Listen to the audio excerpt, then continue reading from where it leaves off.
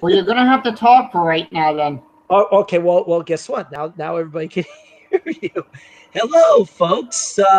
Welcome to a very odd and apologies, belated start to this episode of Convention Attention. If you're wondering why I'm on the phone right now as we're doing this, or was, because Scott just hung up on me. Scott's been having a problem. In case you haven't watched the last couple episodes of Convention Attention and Game Show Talking Fun, because for whatever reason his laptop, which desperately needs replacing, uh, he can we can hear him, he cannot hear us. So he needs to get into the Hangout from another avenue. So that's so it's a little nutty and goofy and stuff like that. Um, while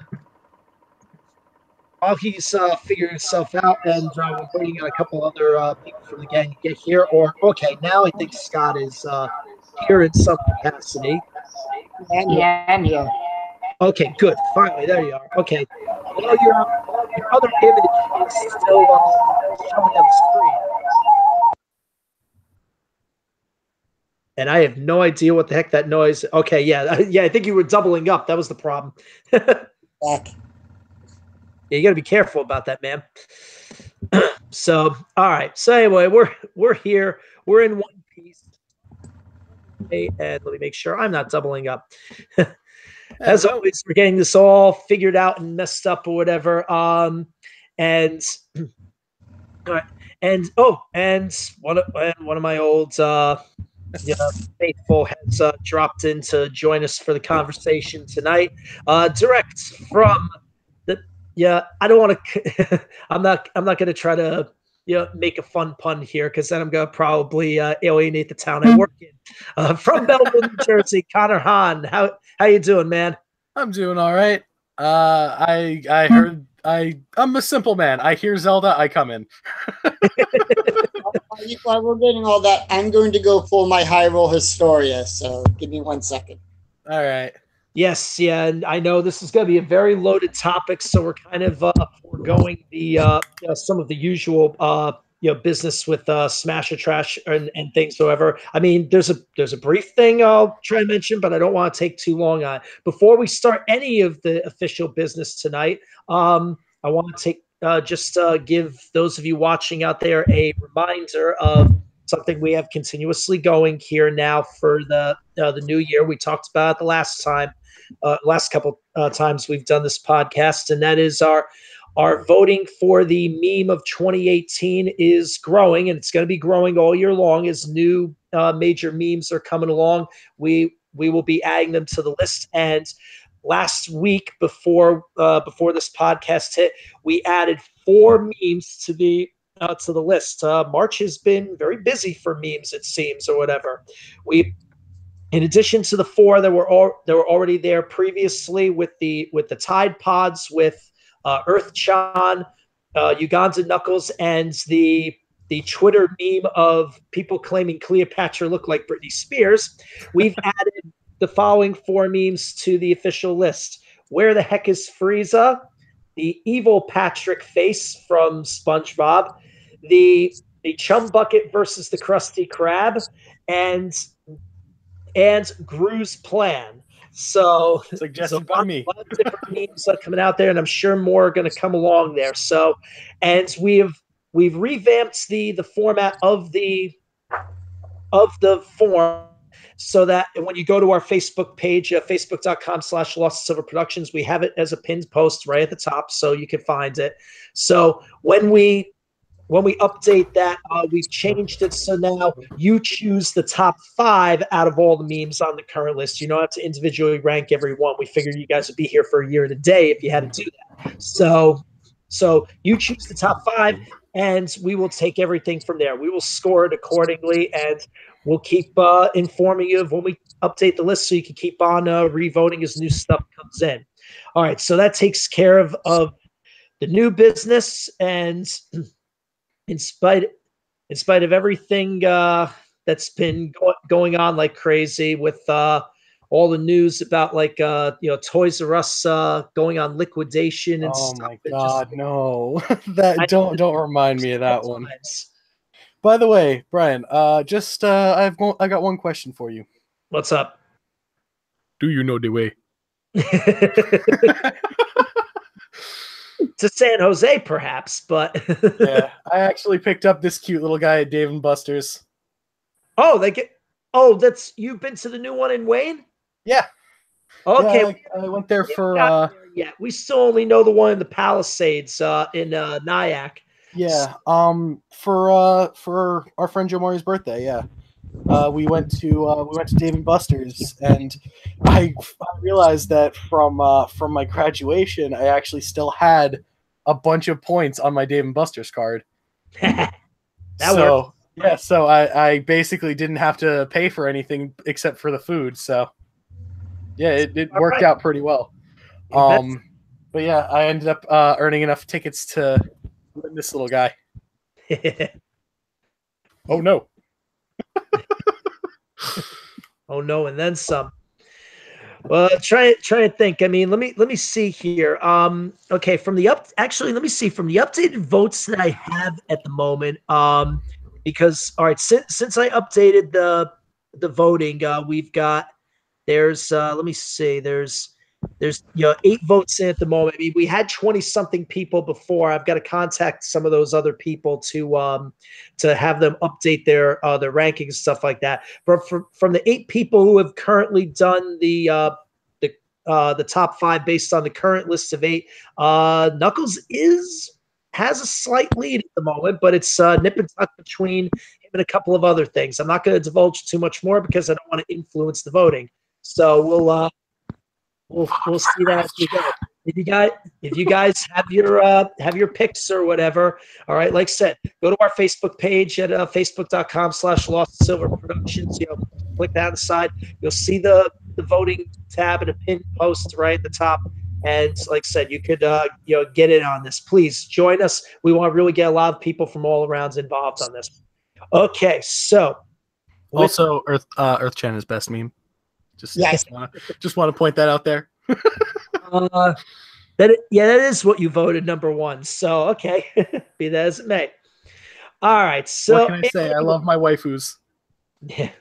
Oh god, Their planets. bring that word up around here. Okay, Scott is going to let's we try to get him to refrain from that, but anyway. Okay, anyway. I have 8 of them. I've got a ton more than that. Yeah. Okay, and thankfully, just in time, Chuck Berman, way down in Texas, is joining us once again. Chuck, good to see you. Good to see you too, guys. How you doing? All right, good. I'm good doing to all right. have you. Whatever. Chuck, I don't believe you and Connor have met before. Or whatever. One of my Virtual handshake. I think it's the first official podcast handshake. I don't recall of anybody ever doing that before. Well, I got some really cool to tell you guys. What? Oh yes, that's right. I remember you were telling me something real quick before we started the podcast. Yeah, I told you to save the announcement about it. What's going on? You got a feature event coming up. March 31st and April 1st, Anime Matsuri here in Houston, Texas. Guess who's making their exhibitor hall debut with STL Ocarina? Nice. Sir. 7 months with the company. I thought I'd never make it this far. Keep at it, man. Keep doing what you're doing. All right. Got it, brother. Okay. Now you're gonna be ready with the video clips tonight. And the screen share from the video clips. Are we doing them from YouTube or are we doing on normal? Wherever you can find them. You got it, big man. Dominating the camera and screen share gets all wonky when I want to point this out. Wherever we get the screen shares from, whether it be from the YouTube people, please let's give those YouTubers a shout out because they deserve it as well for playing these. Absolutely. True. Yeah. Hang on 1 second. Absolutely. All right. So anyway, so here, Scott, I'll have you start this because this was really this was your topic to to set up shop with tonight and things First like of that. all, I want to show off my. Oh, okay. I didn't see that there. I'm wondering, why are you holding your hands up? Because I'm using the camera on my computer so you can see me. No. Yeah. Otherwise, yeah. So you got that, yeah, yeah. Chuck's got the ocarina around the neck and stuff like that. All right, but I've got the hat and the shirt. Yeah, you got the shirt and the hat going. Yeah, I'm the odd man out here because I'm the really only one that doesn't have anything Zelda based on him or whatever the case is. Yeah, but yes, the big book right there with the. I can do you one better. Oh. The art and artifacts. Oh my god! What is that? I can do even one better too. Oh, gee. Hang on a sec. Oh. I'm just now. Hang on, where did I put it? Hanging Toughness has begun, folks. Hey, well, that's what we're about here and stuff Got like my 3DS case, my adventure pouch. I included it in for the other one. And I got the 2DS version with Ocarina of Time built in. Yeah, I have what's it called? I have Ocarina of Time 3D and Majora's Mask 3D digitally on my 3DS. So I can't show off the physical copies, but Same. I got it right here. I got Breath of the Wild as well. Yeah, I do as well. Hang on a second. For the Wii U version. For the Wii U. I'm going to tell you this. I'm going to tell you the absolute truth. Today, and I don't think my wife Andrea realized this before that the podcast was tonight, or that we were even going to be doing this discussion about Zelda or whatever. She just rented Breath of the Wild from the library. I don't know if we're going to get a chance to play it because the kids seem to dominate use of the Switch. But for other, I got the Wii U version. Well, the other reason is if my cat can move. The other reason is Breath of the Wild is now 1 year. It's been out for a year, so that was the other reason for doing this. Woo! Okay, okay. You're going with the time of the inspiration or whatever. Okay, yeah, as of March 3rd. Yes. Okay. All right. But here's Scott. Just to get the ball rolling in conversation, because we've got a lot of games to cover. We had our argument about this last week that there's like we got 75 minutes and 18 games to try to squeeze into here and in some sort of discussion. But let me see.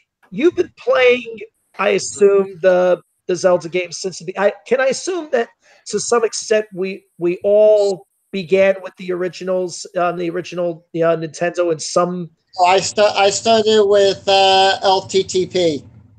I started with Ocarina of Time because I grew up with the N64 rather than. Well, yeah. Also, yeah, you're the youngest one here, so yeah, I'm the youngest one here. So I started Ocarina of Time 3D. I started off with the classic version. Then, of course, in 2002, when I got the collector's edition, I got the Ocarina of Time with the Legend of Zelda collector's edition. Oh, I see. What did the collector's edition have on it? Original Zelda, Adventure of Link, Ocarina of Time, Majora's Mask, and a 20-minute playable demo of Wind Waker. I see. Yeah. Link to the Past was noticeably absent from that collector's disc. That sucks. Yeah, I don't know why they didn't put in Link to the Past. I don't think it would have taken up that much space. Yeah. Maybe the emulation just wasn't there. Yeah, you're right. And considering now what the link to what the Zelda community has done to that game, which is what exactly?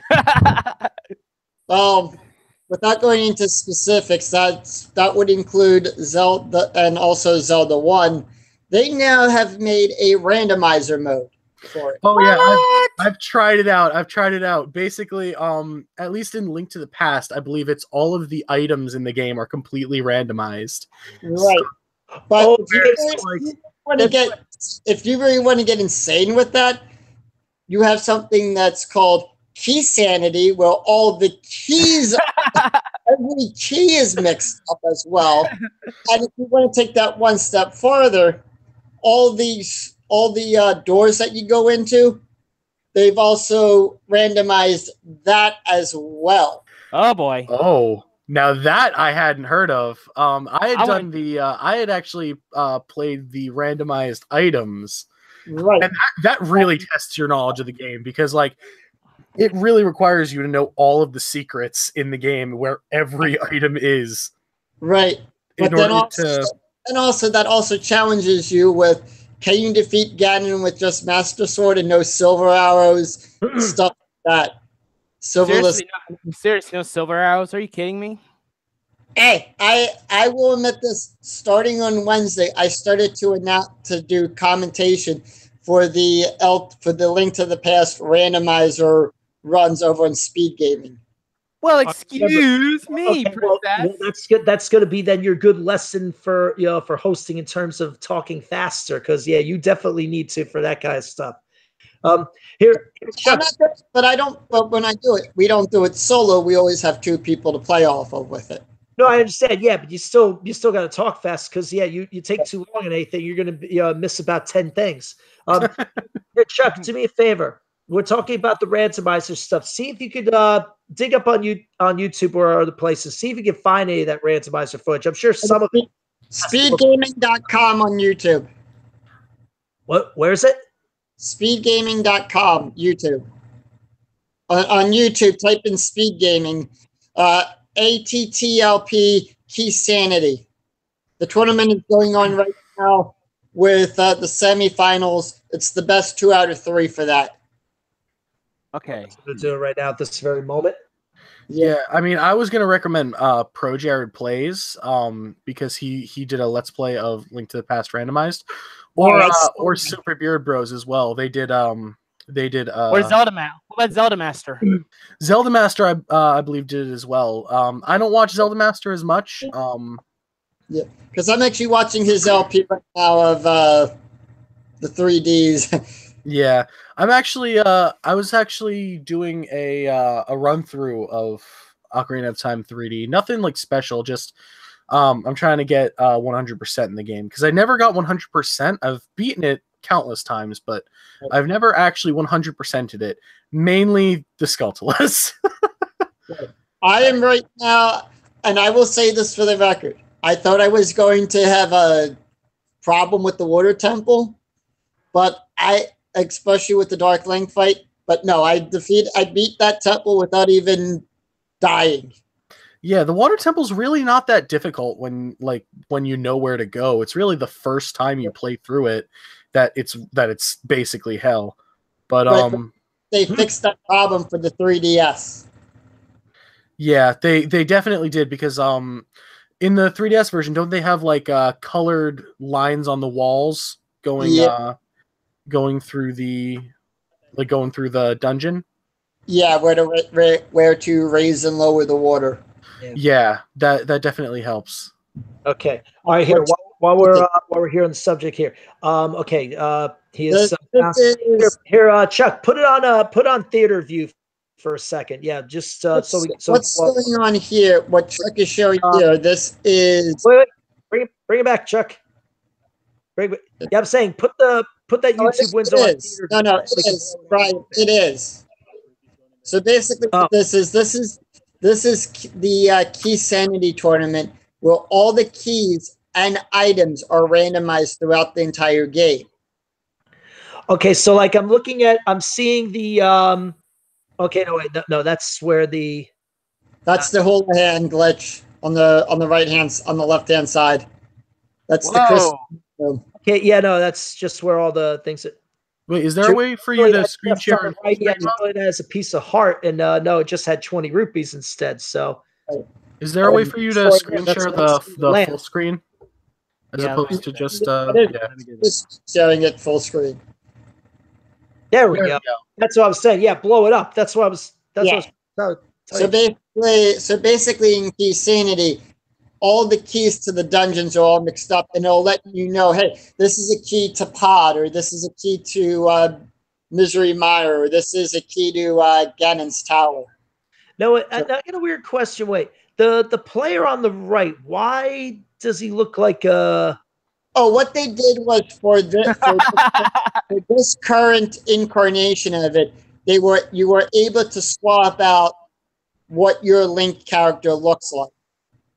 Like if they went, what if you wanted to like do Ocarina of Time Link? Would you do that, Nat? I have no idea, but in the race I commentated to, the race I actually tracked for this afternoon at 2, we had one that was an icon as Sonic. Holy cow! That's Wait. honestly kind of hilarious. Compass? What? This is strange. This Well, has to be the weirdest thing I've seen in Zelda history. Brian, welcome to Randomizer. Yeah. Randomizer.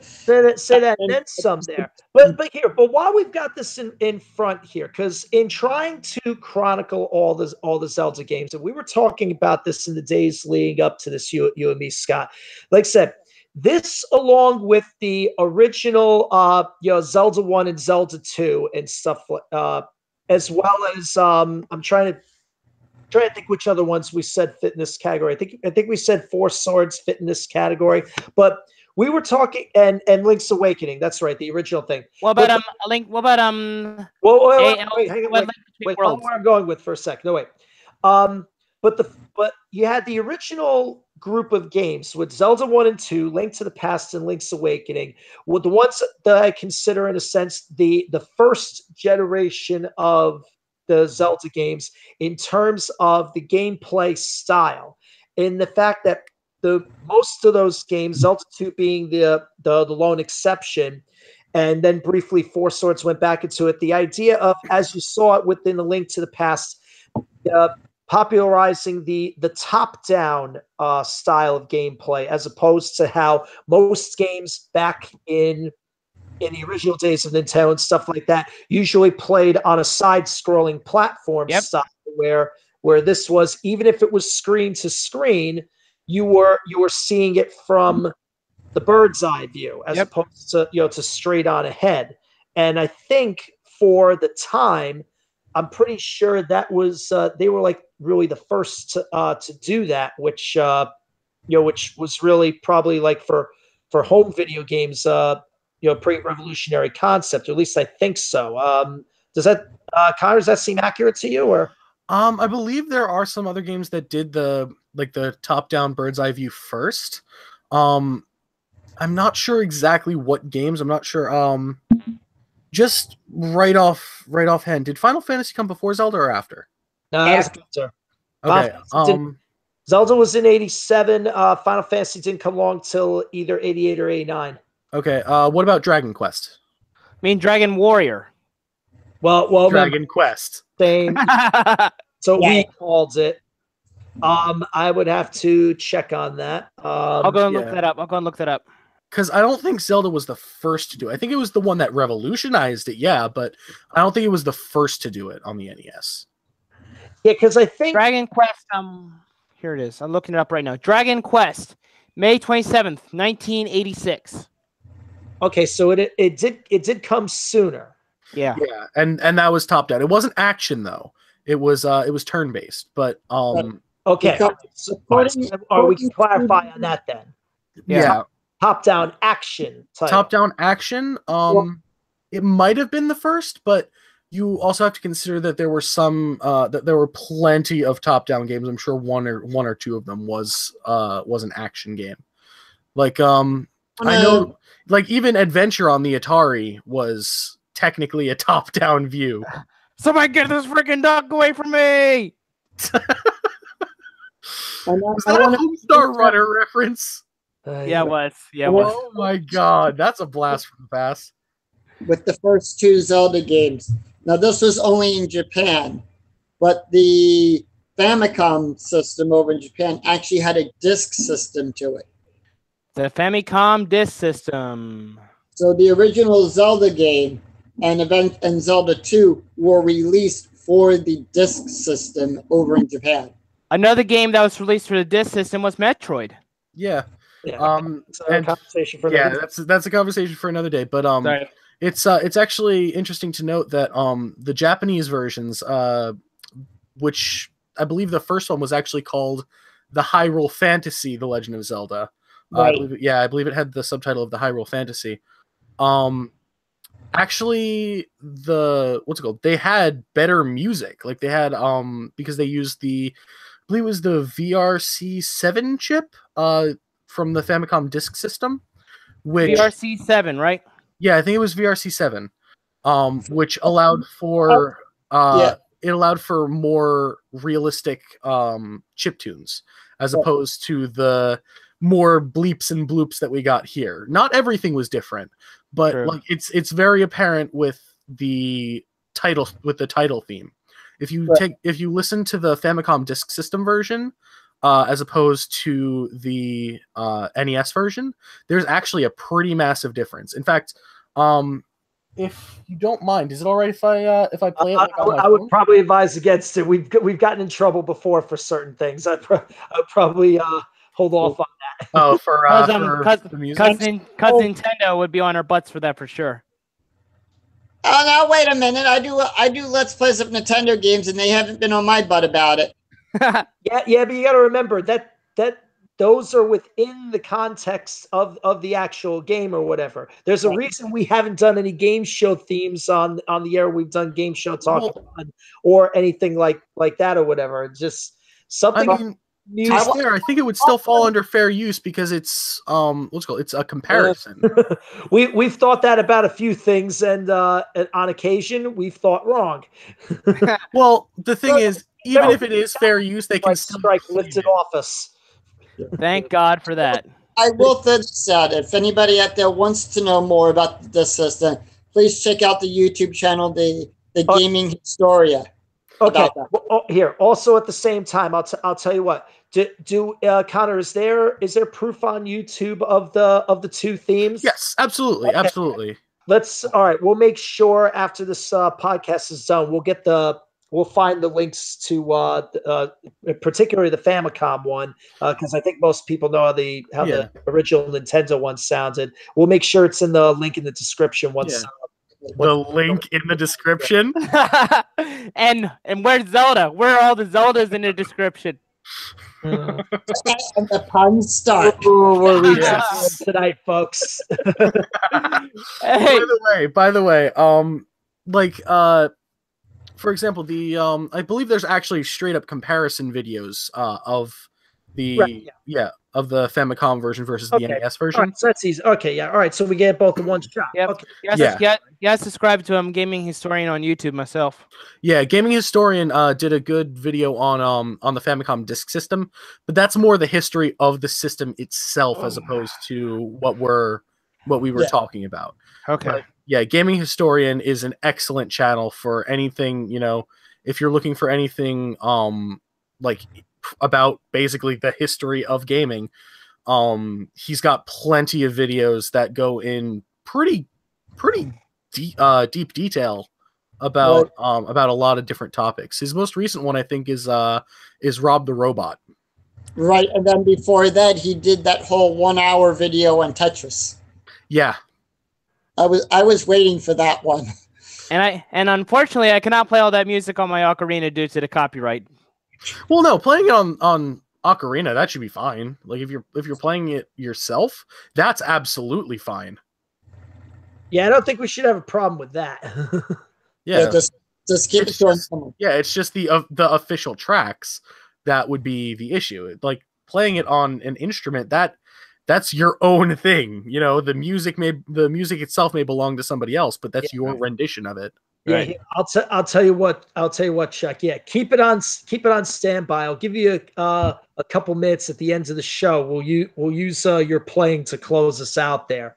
All right, no problem. So save it for when we get to this. Watching or whatever. You want an actual some actual entertainment from this podcast?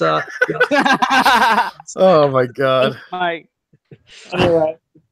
Well, look, it says we got 2 people viewing right now live at this moment. So 2 viewers. Hey, what did I get on my streams? I have to tell more people. You want to hear some actual playing if you've never heard it before. Now's your chance. All right, but or check out the website where you can find out. Moving on. Okay, so like I said, so we talked about, like I said, with the top-down style that the original games had. Although real quick before we move on to the next generation of things, the Zelda 2 being like I said, the little different oddball out of the group, knowing that it actually did employ more traditional, platform aspects to it, and as well as what probably is the closest thing in any Zelda game to exhibiting role-playing kind of tactics, where getting experience for each monster that you killed to try to raise your defense and your attack status and your magic abilities and stuff like that. And no real other Zelda game really ever tried that, did they? No. Yeah, not that I know of. Also, to note, you can also get experience from pea bags. Oh yes, of course. Yes, David Hammond, come on down. Better pea bags. One thing to note about this Zelda, this would be, according to the Hyrule Historia, on page 105 in the Hyrule Historia.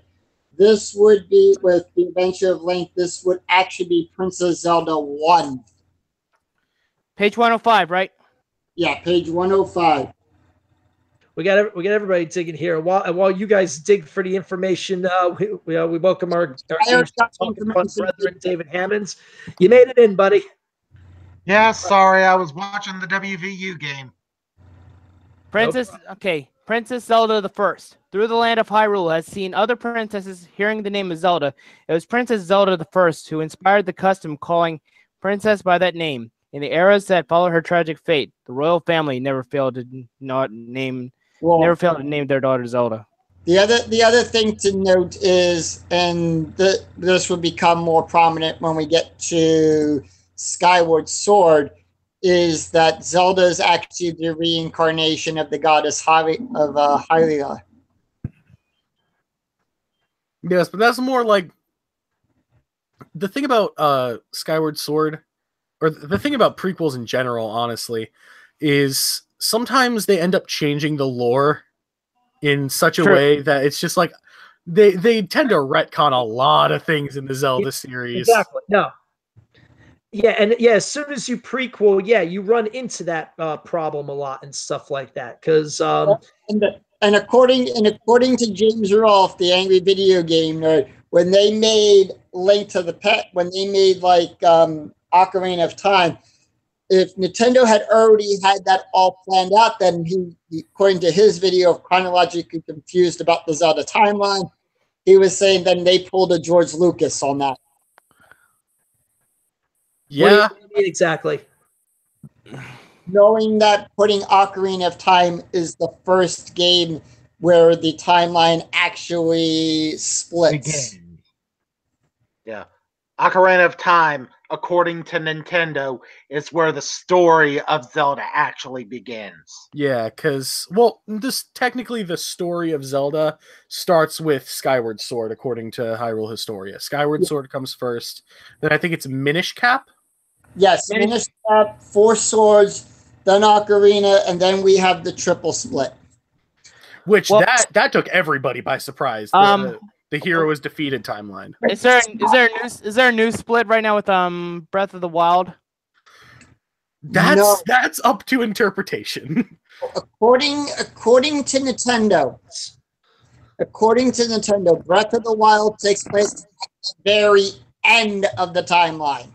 Yes, and there's a lot of theories going around about which timeline it takes place in. Game Matt Pat did a video on that where he would have placed it in the timeline. I actually don't remember where he ended up placing it in the timeline. Right. Didn't he place it in the Downfall timeline? Yes, I think he did place it in the Downfall timeline. Now, see, with me, I'm one of the people that actually believes in the timeline reconvergence, where that it comes back together. Yeah, that at this point, all three of the timelines have ended up merging back into one. Right. Now, I will agree with that because the way that Nintendo placed it was at the very end in some way that everything reconverges back together, and that all the previous games are now in that game are considered legends. Now, here's the big question. The absolute we need this answered. Where does Triforce Heroes fall?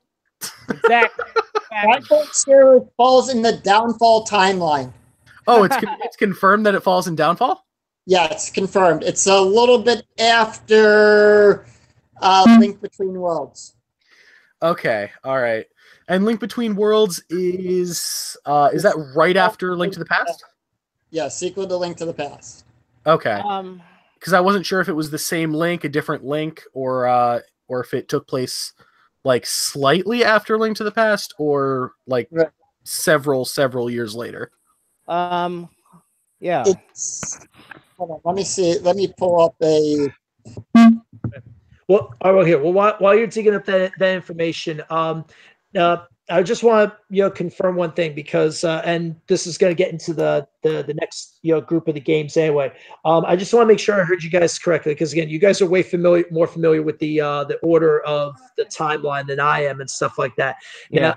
You guys said that the timeline is, or close to the beginning of the timeline, is supposed to be where Ocarina of Time and Majora's Mask are, correct? Yes. Ocarina of Time is, I believe, the fourth game in the timeline, because it goes Skyward Sword, Minish Cap, Four Swords, and Ocarina of Time is the fourth. And Ocarina of Time is where it splits. Majora's Mask is the child timeline. Right. Oh, wait. Majora's Mask splits into child timeline? Yeah, No, Majora's Mask is the start of the child timeline. Yeah, it's the start of the child timeline. When Zelda sends Link back. Wait, can we get some footage from the Majora's Mask? I just want to see that in front of us, just so we could get some. And according to this, that happens right after Link's Awakening. According to the timeline here, that Link Between Worlds and Triforce Heroes falls in right after Link's Awakening. Okay. All right. Plus a shout out to Zelda Master for this. Yep. Or Sully Pones, either one. Yep. But yeah, so Majora's Mask is the start of the child timeline. After Zelda sends Link back in time to regain his lost childhood, he travels into Kokiri Forest looking for Navi. Well, it's implied to be Navi. It just says he's looking for a friend that he had lost. Yeah. And it's very heavily implied to be Navi, since she left at the end of Ocarina of Time. Right. So Here's where the theorists come in. According to game theory and everything, and to what he said, is that in Majora's Mask, Link Termina for Link, he considered that more of like Link died when he fell down the tree. That's actually been confirmed to be false. No, that's been confirmed. Yeah, it's been confirmed to be false, because at the same time, isn't Twilight Princess in the child timeline? Yes, it's right after Majora's Mask. And it's also confirmed that the Link in Twilight Princess is a direct descendant of Ocarina of Time Link. Yes. Yeah. And so I highly doubt that Link was able to father a descendant at the age of like maybe 10. 12. Yeah, it was like 10 or 12. I think it's actually supposed to be 12. Why when I hear that? How come I suddenly have Weird Al's "The Saga Begins" running through my head?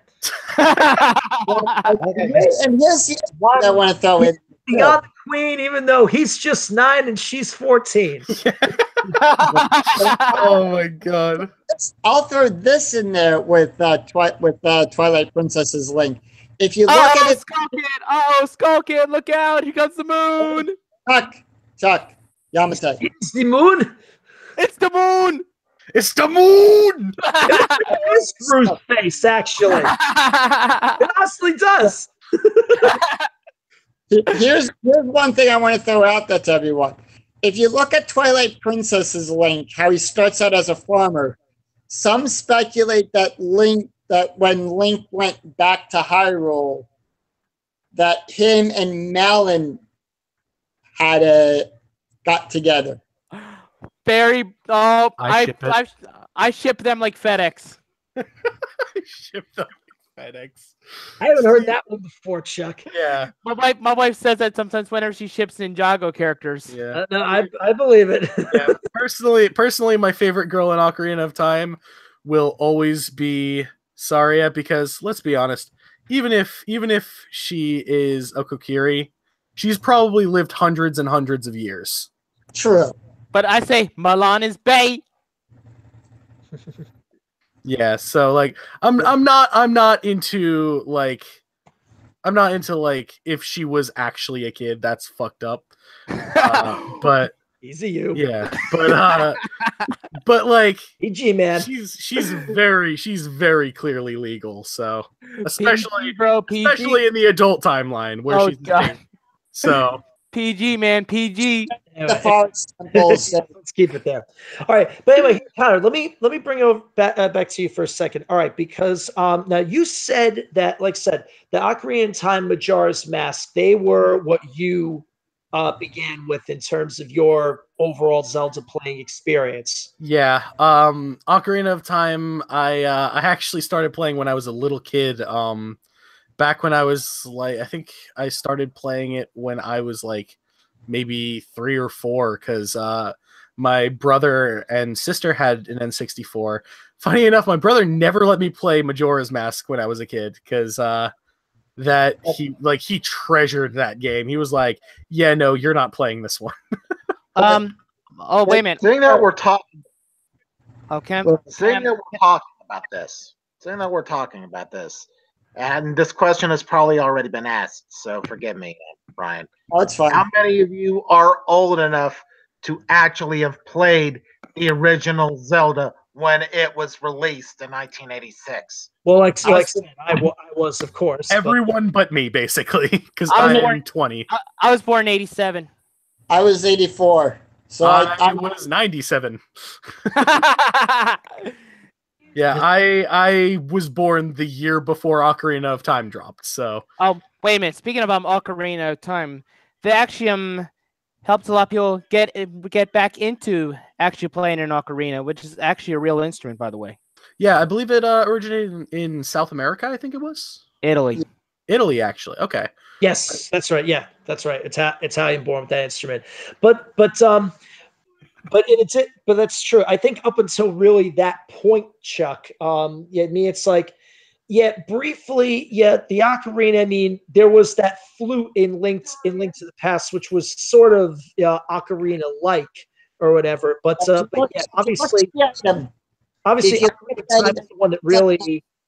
But in Zelda 1, there's actually a mistranslation in the game from the Japanese to the English. Ocarina.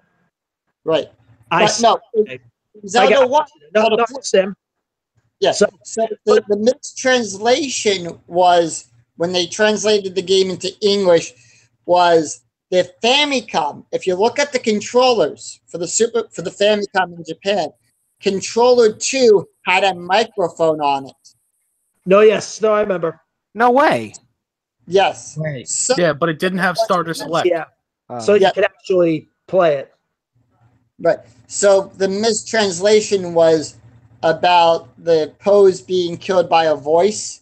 That's where the mistranslation came in, and basically right from the original, yeah, from Japan to the US. You're right. But in general, though, not just the idea of, all right, musical instruments aside or whatever. Like I said, Ocarina of Time is, like I said, really where, like, the second generation of Zelda gameplay began, because that was the first one. And granted, this was the late 90s when, like I said, more, 3D sort of virtual space gaming, was kind of really, booming and starting to, pick itself up. And that was when Zelda finally entered the trends with Ocarina of Time, Majora's Mask. In general, Connor, how well did did those games initially look and play and feel? Because I'll be honest, I never got to actually play them. I have like GameCube versions of Ocarina of Time or whatever, but I don't. I never actually had the time to sit down with them. How's the gameplay experience overall with them? Okay. So back in the day, when I was a kid and I was playing the games, I absolutely footage check, by the way. Yeah. I absolutely loved it. Like, it was like experiencing a whole different world. And I mean, looking back on it now, on the N64 version at least, it aged like milk.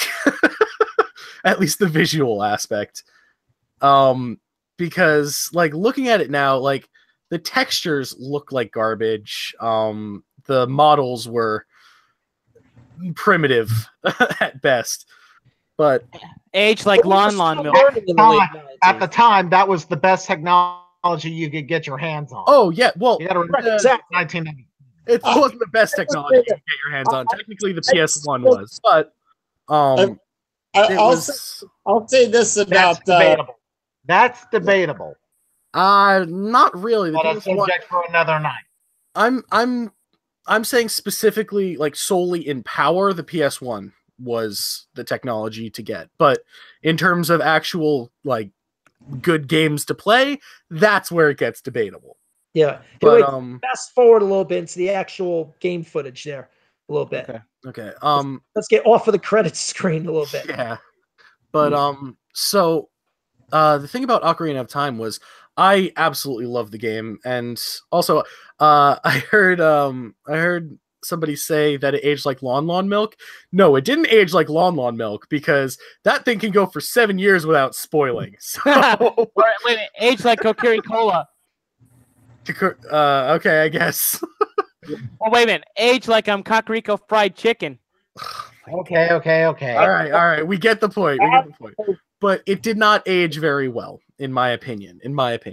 Well, what is it that didn't work? Yeah, that was. I'm about to say. All right. First off, yeah. In my opinion, like I said before, I feel like the textures and models are very dated by today's standards. Like I said, it's like they were great for the time. For the time, they were revolutionary. It was fantastic. But they don't really hold up today. Like you look at it and you're not like, this game is still great looking like you would for, say, Wind Waker, which was released only a few years later, and like I think it was 2003. I think for it the was? GameCube. Yeah, for the GameCube. Yeah, for the GameCube. Then re-released on the Wii U 10 years later. Honestly, it really didn't need a Wii U HD upgrade, because the GameCube version still looks great. Right.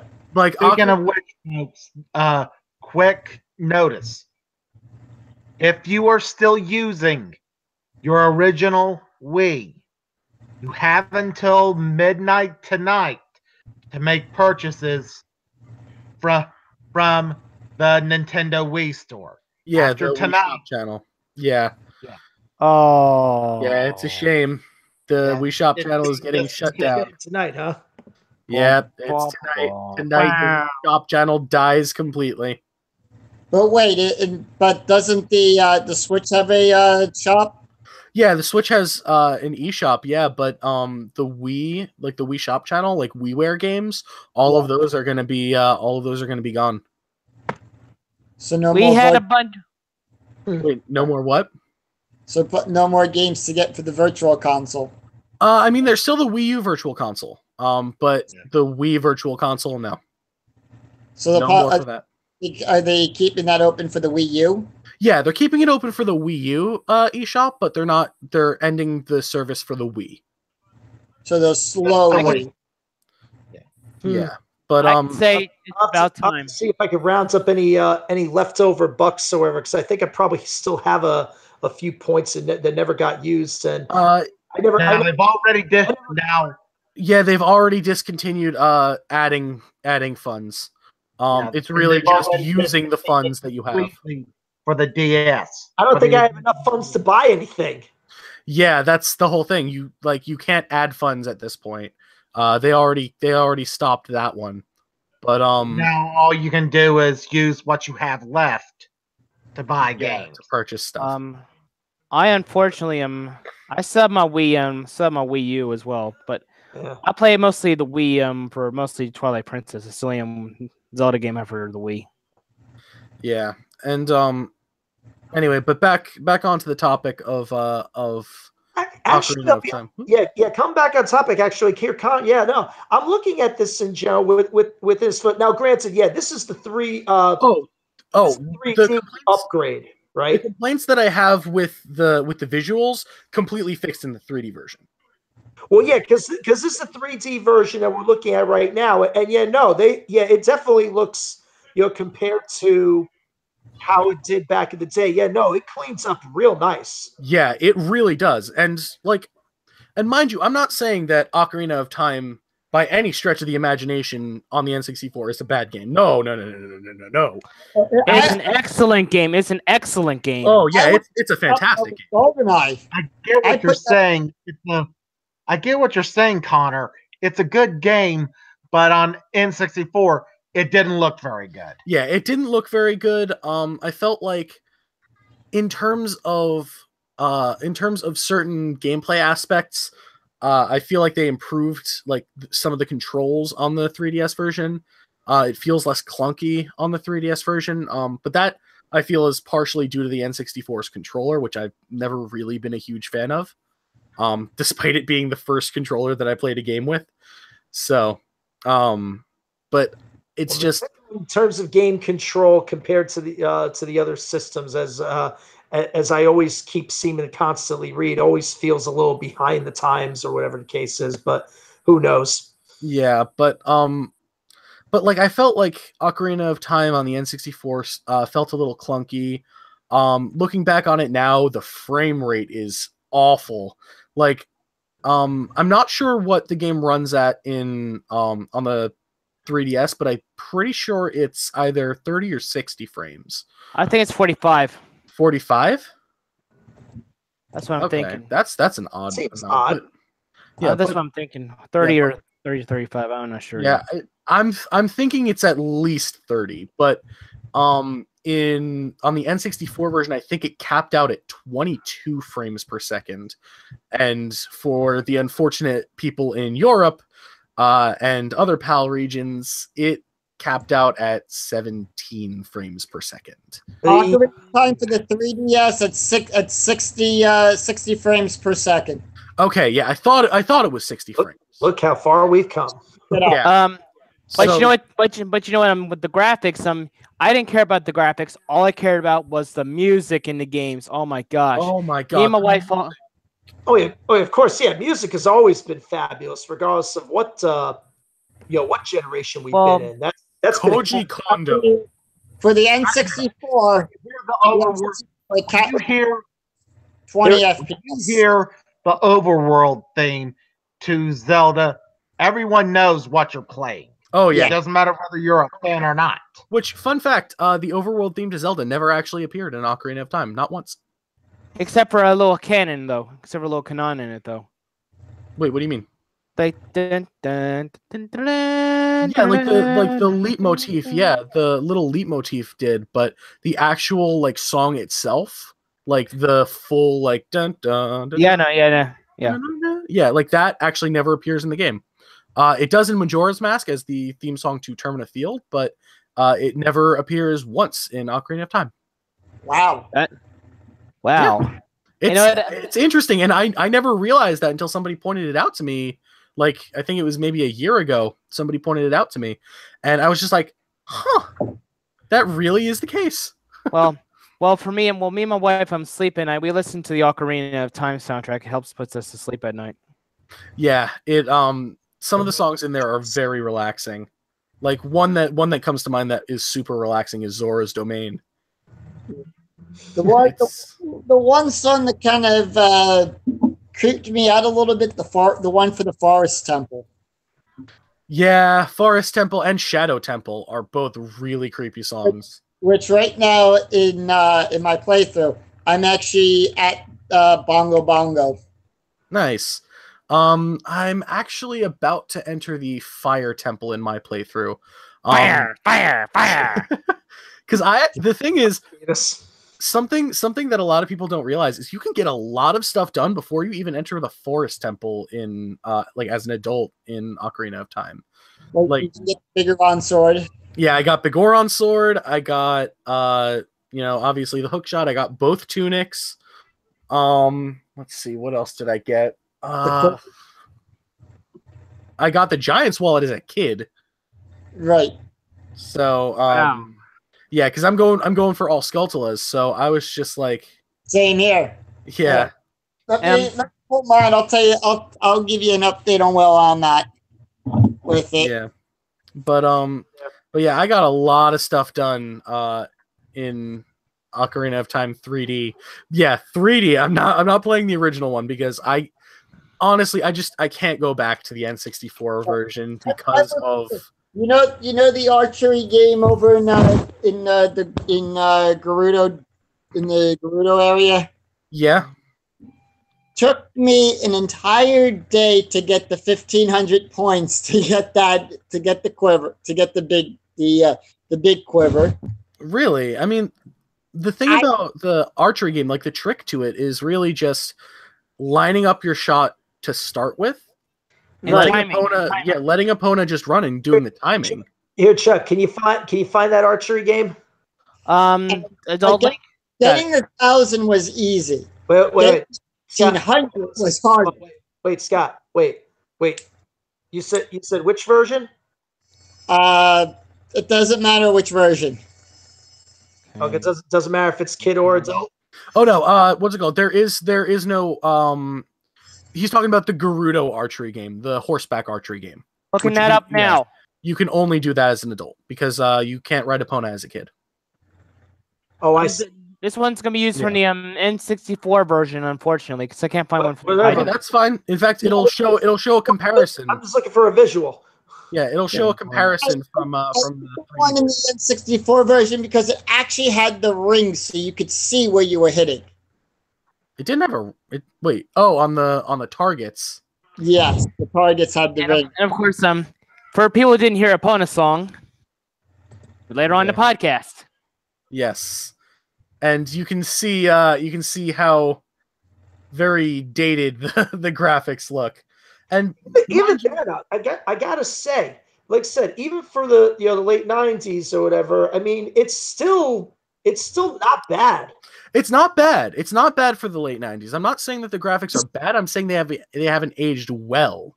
And shout out to Mahalo Video Games for this playthrough.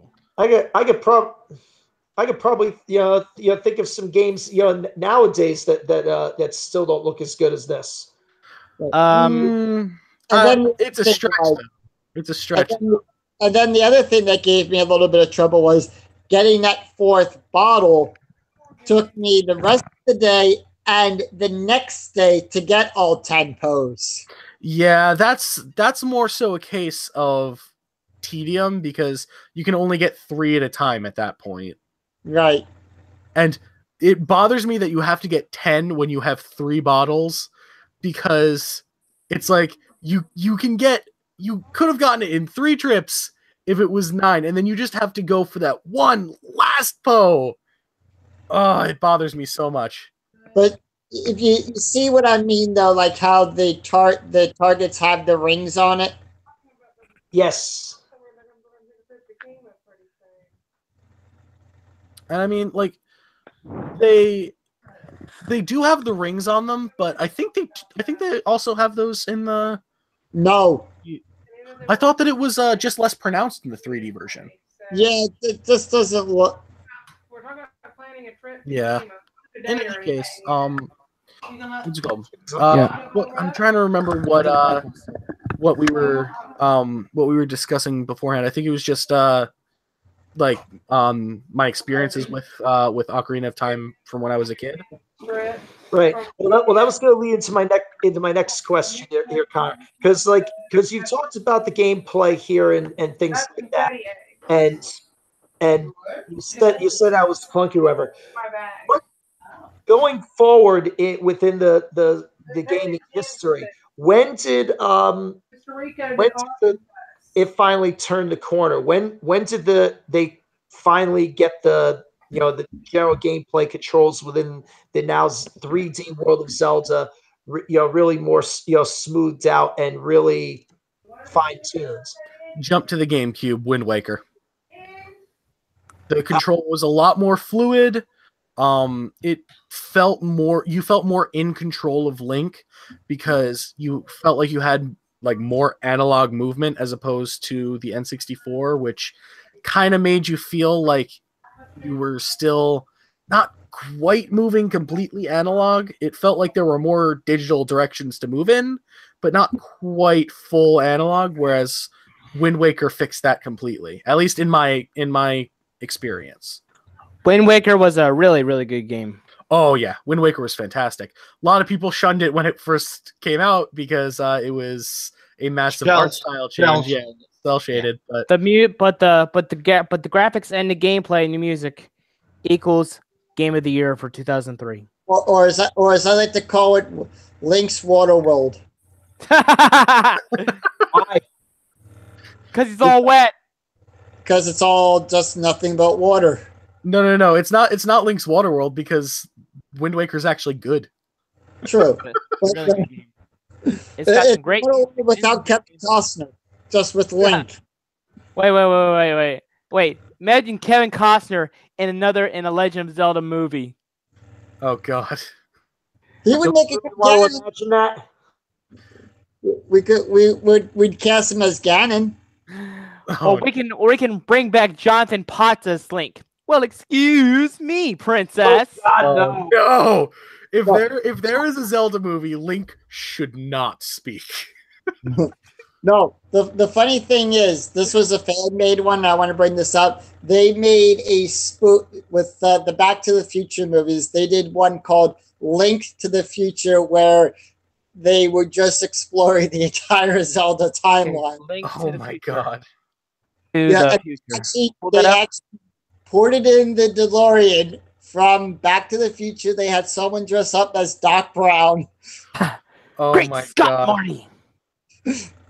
Great Scott, Zelda. Yeah. But this time it was Link going through like all the different Zelda games in the timeline and the Delorapona.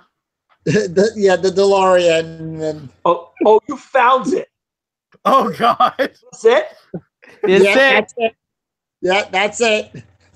Oh, jeez. Oh my God. But for it being fan-made and trying to explain the Zelda timeline, I give it props for it being fan-made and incorporating Back to the Future to it. Oh my God.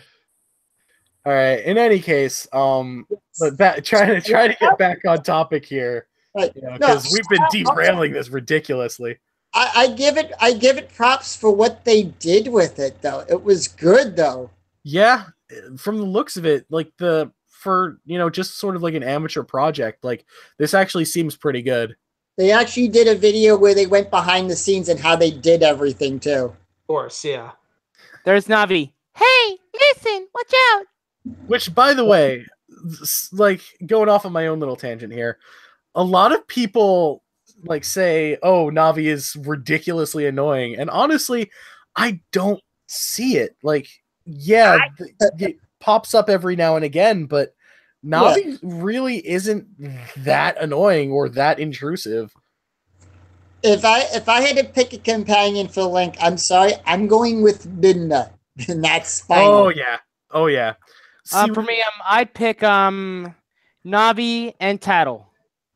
See, with me, I'm in a three-way tie between Midna, who's my favorite character in Twilight Princess, Tattle, who's my favorite character in Majora's Mask, and Fi, who is my second favorite character in Skyward Sword. Yes, but at least Midna is not as much as annoying as Navi. Yeah, well, because Midna's more snarky. Yeah, but that's what. But in the case of Twilight Princess, at least she was there to also help and explain the story of what's going on and what's going on to Link as well. Yeah. Right. Anyway, but sort of trying to get back to the topic at hand. Like I was saying, like I feel like they really hit their stride with the controls in Wind Waker. I feel like that's when they really perfected the 3D Zelda control scheme. Now, what were your thoughts on Skyward Sword? Honestly, a lot of people didn't like it. I loved it. I thought the gameplay was really good. I love the music in it. Oh yeah, the music was fantastic. And I like how it explained the whole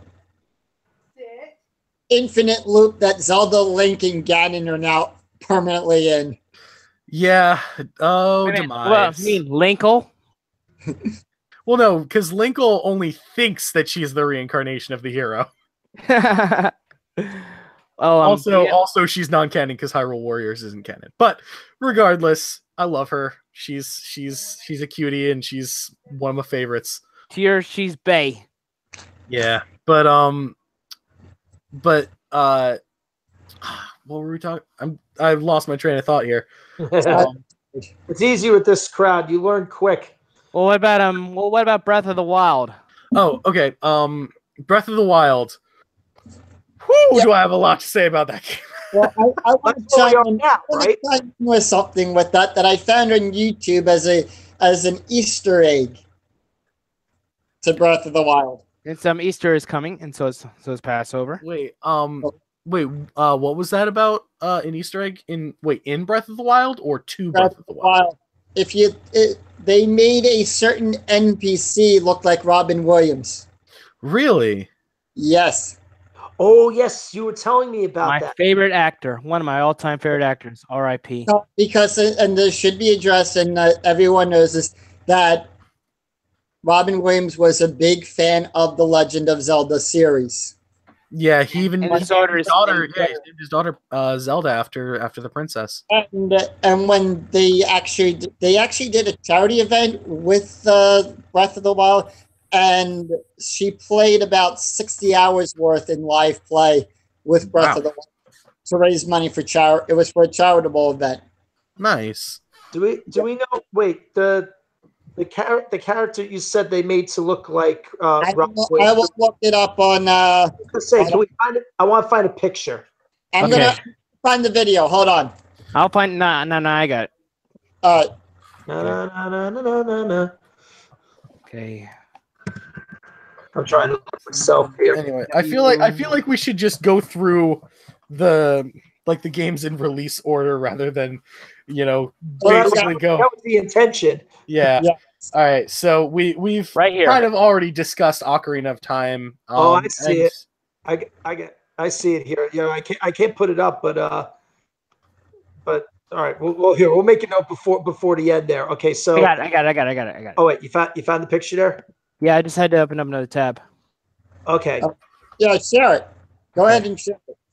Okay, here it is. Get it in there. Yeah. There. Oh wow. Yeah. Yeah, definitely a tribute. Yeah, that is absolutely a tribute to Robin Williams. Wait a minute, here's on. Good morning, Hyrule! Oh, that does not work. Sorry, that doesn't work at all. Oh my god. Crazy there. All right. I just thought that, since we were talking about it, I wanted to, because we all know he was a big fan of the series. Right. And we know. Yeah. What's the reason? Then he did the commercials for the games as well too.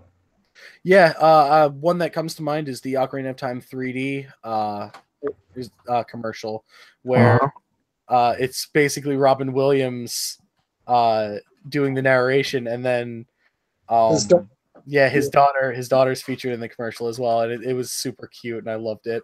Right. I love that commercial. That was such a cool commercial. I will say that was such a cool commercial. Japan's got the more funnier Zelda commercials. The Zelda Link to the Past commercial where they're doing that Thriller like dance at the end. I'm seriously, I want to try and pull that off at the convention this year. Oh boy! All right. Try to get video. Yeah. Speaking of that, I'm going to be doing a podcast from the convention this year. Nice. Say. All right. But anyway, all right. But here, getting back into the order of games and stuff like that, Connor. Okay. So yeah, we got to bring this back. So we left off at Wind Waker, and then what was we kind of skipped Majora's Mask. Well, no, we mentioned them pretty much at the same time because like I said, both of those pretty much that's like I said, because those are both on the 64, and that took us into the 3D playing world and aspect and stuff like that. But then afterward, you said then like I said, then came Wind Waker, which which really stepped up the game for them. Yeah. And I mean the Windbreaker. And then well, the thing is, like, I feel like more needs to be said about Majora's Mask because Go ahead. with Ocarina of Time, while the presentation wasn't, while it was fantastic for the time and hasn't aged well, I feel like Majora's Mask has done a little bit better. If only a little bit. I feel like the textures were a little bit higher quality. Probably because there were fewer areas to work on, and they already had a bunch of assets that they were able to just touch up from Ocarina of Time. And I just feel like the experience on the whole is better off from Ocarina of Time. It was a step in the right direction. And actually, Majora's Mask is, at least before Breath of the Wild came out, it was my favorite Zelda game out of the entire series. So, what made it so? The creepypasta. No, I'm not putting that up. He's putting it up right now, but what made it? I ain't blowing that one up on the screen. I feel like when I said this, that's what my file name is going to be. Ben. Oh my god! I feel like what made Majora's Mask so great was how it delved so deep into the characters of the game. Like, every character in that game is memorable in some way or another. Whereas in Ocarina of Time, there were a bunch of NPCs that you could just forget about, and that were just... Except for Zora, Milan, and Saria. You see, you just remembered the race name. It's Rudo. So even Rudo, he didn't remember her name. But like every character in that game, from Anju and Cafe to Lulu and Mikau to the Indigogos, every character in that game, the Gorman brothers, every character in that game is super memorable because they all had their own story to tell, and Link was able to help them out. Romani, Colin was the owner of the milk bar. Oh my god. In your opinion, Connor, have any of the other Zelda games been successful in that front? Like you said, you're saying from a character perspective, being able to have so many characters that like I said, were core and fulfilling to the plot and stuff like that. Has any other game since accomplished it? It's hard to say because it's close. I'd say that the one that comes closest is actually Skyward Sword. Because the thing is, while it has fewer characters, like because most of the characters are relegated to Skyloft and you meet them all at the beginning of the game, I feel like they're all more fleshed out because of it. How so? Because you get to spend more time with them, and you see that they've known Link for quite a while. They're not just characters that Link meets on his journey, like it was with Ocarina of Time, or even Majora's Mask. They were characters that have known Link for a while and have either been friends or rivals, or in the case of Groose and his gang, bullies. They ended up each getting their own sort of character arc, whether it be through side quests like it was in Majora's Mask, or whether it be through the main story, like for example with Groose, who is actually my third favorite character in that game. Zelda is my favorite, Fi is my second favorite, and Groose is my third favorite in Skyward Sword. What can I say? The game just gave me goosebumps. Gotcha. Okay, yeah, Skyward Sword, yeah, no. So there's actually a few games separating in between that and because you had the Majora's Mask, you had the Oracle games, you had I'm just recapping the list here, just making sure I've got it all in position there. Yeah, the 2 Oracle games, then Wind Waker's you mentioned. All right, we talked about Four Swords briefly, then Twilight Minish Cap. Man, jeez, how many things lands in between there? I'm surprised. Yeah, and actually, what's it called? Four Swords Adventures for the GameCube is a separate story from Four Swords, which came with with A Link to the Past on GBA. Right. It's a different story entirely, and that actually takes place, I believe, in the child timeline, or is it the adult timeline? I think it was in the child timeline. I think at the end of the child timeline. Yeah. Okay, so it's the end of the child timeline is Four Swords Adventures. So that's a completely different story from the original Four Swords, which takes place before Ocarina of Time even splits the timeline. Wait a minute. What about the adult timeline? What's the last game in the adult timeline? The last game in the adult timeline wasn't that Spirit Tracks? Yes. Spirit Tracks. Yeah, I think Spirit Tracks was the last in the adult timeline. Right. Yeah. Now I'm chronologically confused. Well, I mean, the adult timeline is actually fairly simple. It's basically just Wind Waker and its sequels. Oh yeah. So, sounds about right. Yeah, So basically, Wind Waker got 2 direct sequels of it. Yeah, Wind Waker got Phantom Hourglass, which took place directly after Wind Waker, like literally maybe a couple weeks after Wind Waker ends. And then Phantom Hourglass. It's later, the same day. Yeah, later that same day. But Phantom Hourglass then has Spirit Tracks as a sequel, which takes place, I believe it's 100 years after Phantom Hourglass takes place. And the only surviving character from Wind Waker / Phantom Hourglass is Nico, who is I believe the youngest and lowest underling of the pirates. Basically, when Zelda. Basically, not Zelda. I mean Tetra. Tetra. I mean Zelda. Wait, what was that, Scott? Tetra is Princess Zelda. Yeah, Tetra is Princess Zelda. And I guess throughout the 3 or so generations, I guess Nico was like Gimpa a bit. Yeah, I guess for some reason, Link's descendant or the next incarnation of the hero, whether he's related to Wind Waker Link or not. But the next Toon Link, for some reason, doesn't have any connection to the royal family. Yeah, he doesn't really have any connection to the royal family. He's just a train operator. And you know what character we haven't talked about since Wind Waker and since the end of Wind Waker? Errol. Oh my god, Errol, she was the sweetest. I love Errol so much. She was just the sweet little sister, and oh my god, she's so cute. But anyway, Hi. I cannot get you can pick up the pigs. Oh my god. So I've actually tried playing that. It's like, learning the music for that. Oh my god. I'll take the ocarina over that.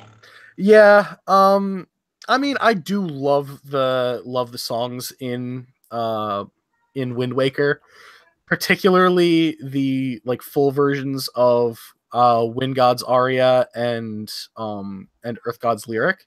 I suck at playing those.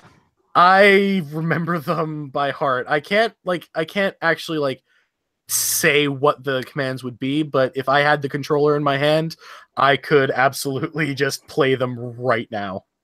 Well, I think it's I'm trying to remember the notes in my head for it so I can learn how to play it.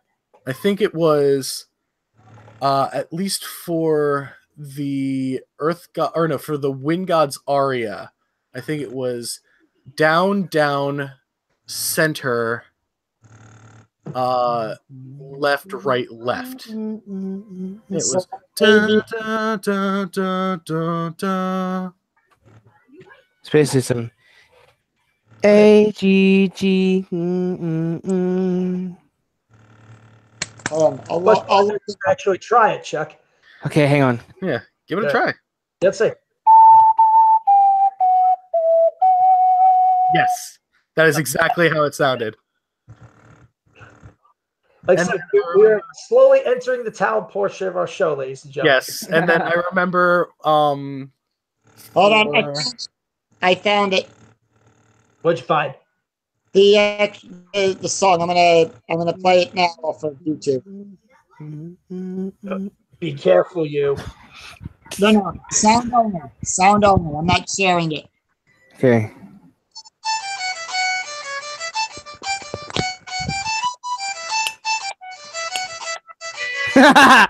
Where are we dancing Irish jig? Yeah, I was just saying, it sounds a little Irish jig-like. Yeah, and that's that is the song played by Makar, as well as the what's it called, the Kokiri Sage Fado.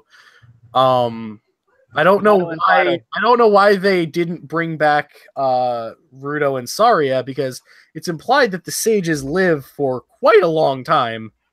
Well, the thing is, what I heard in theory was that the Zora became the bird-like race.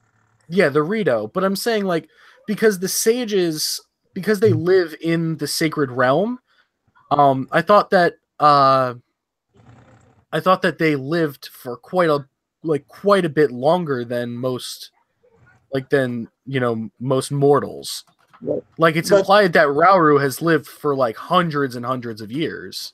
And then the funny thing is, they made like a fan animation of that, and Rudo's complaining because he was the only one not to get a dungeon. Oh God. And like, I think what they did to sort of differentiate it was, instead of making it the forest sage and the water sage, they just were like, okay, let's just make it, instead of the forest and water sages, so we don't have to bring back Saria and Rudo, let's just make two new characters and make them the earth and wind sages. Oh, bro. And we'll just fire. Yeah, we'll just happen to make them the same races as two of the sages from the previous adventures. So, but I don't know. I still liked how Wind Waker handled it, especially with the instruments being passed down, how the sages played like a very unique instrument. How Larudo, yeah, they took part of the name and used it as Laruto instead of just Rudo, but yeah, they took what's it called, how Laruto had the very specific shaped harp, and Medley had that same harp. I like how they did that. I want to pose a question here, since I think this is an appropriate question, since we're talking about this. Go ahead. And since we're talking about water here, the mechanics between Water Temple from OOT, Great Bay Temple from Majora's Mask, and Lake Bed Temple from Twilight Princess. Since we're all in the same timeline here, I want to get those 3 water dungeons out of the way. Okay. In my opinion, Water Temple is probably the most tedious, at least in the original N64 version. They fixed a lot of the tedium in the 3DS version. Because of that policy you had to do to put the iron boots on. Yeah. The iron boots. I feel like that got rid of a lot of the tedium. Great Bay Temple, one of the most frustrating aspects of it was only in the Japanese version, which was the timing puzzle, where you had to freeze a spout of water to stop a wheel, and if you didn't stop it at the right time, then you would have to thaw it out and then do it all over again, which they fixed in the US version, where it would always stop at the right one. Yeah. And Lake Bed Temple from Twilight Princess. Lake Bed Temple, honestly, I found it forgettable. Same. Like a lot of things in Twilight Princess. I'm not a huge fan of Twilight Princess myself. It was a good game, but lot of things that that rubbed me the wrong way about it. I feel like it tried to be Ocarina of Time 2 and failed in most of the aspects that it tried to imitate Ocarina of Time with. I want to see I want to see more. I want to see Nintendo bring back Midna. Yeah, single best part of that game is Midna. Yes, but anyway, so it looks like we're starting to run out of time as Brian just typed to us. So we gotta start wrapping this up. I think we should leave it off here. Maybe possibly next podcast we can continue it. Yeah, we'll probably figure. And you were correct in your assessment, Scott. We definitely. I mean, a lot was covered here, but definitely only just scratched the surface. That's just the nature of how long and complicated this this timeline is. So definitely at some point, we'll probably pick this up at a future point and get into the more recent games and stuff like that. But I want to make sure before we get out of here, we make sure to give Chuck his piece. Just a couple of notes or whatever. Those of you in the NJIT area, if you happen to be running into this, we'll have to share this over there or whatever. Scott and the gang will be there this Sunday. They'll be opening NJIT MiniCon along with a few other things at 1:00 on Sunday. So be sure to check the Mega Mix for us there, and first chances here to get some swag. So in the meantime, thanks to my good friend, former student Connor Hahn for joining us, Scott and Chuck as always, and David. We miss you, buddy. Sorry you had to check out there. So I will say good night for the gang, and with that we will have Chuck close us out here. What are you gonna be playing, Chuck, real quick? Song of Time. Okay. Need the inverted Song of Time to go back. Oh, let it play. No, that just slows things down. All right. But what